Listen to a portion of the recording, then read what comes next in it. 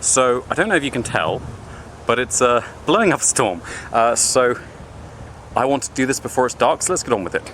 Right, so today's planting is another sort of triplicate planting, a little bit complicated, which was foolish in retrospect because it does look like we might have to cut this short and run home because of the rain. But what we're doing is we're putting in 2 Garcinia livingstonei,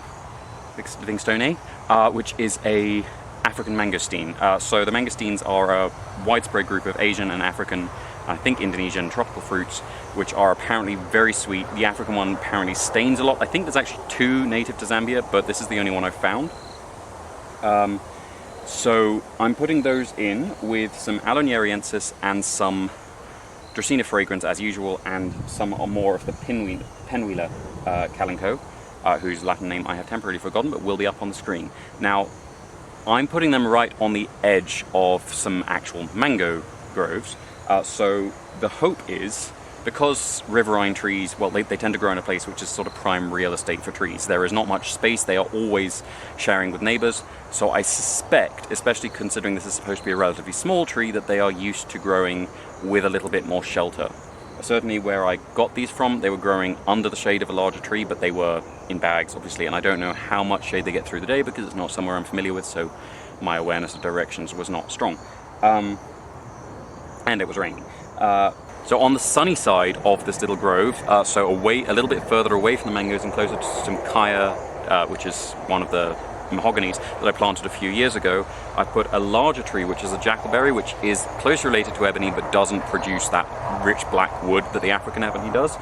That should hopefully get bigger, that should complete the sort of shading, create a more riverine thicket sort of environment for these in the longer term in case they need that to fruit. That is also going in with a Dracaena fragrans, and this time I'm putting some Aloe Cameroni, the native fence aloe, and one of the cotyledons, I think it's Cotyledon burbae. It'll be up on, what I think it will be up on the screen. And just to throw in something completely non-African, I put in an Agave attenuata, which is the foxtail agave, which is the one which has the spectacular arching flower. So all of these are riverine trees.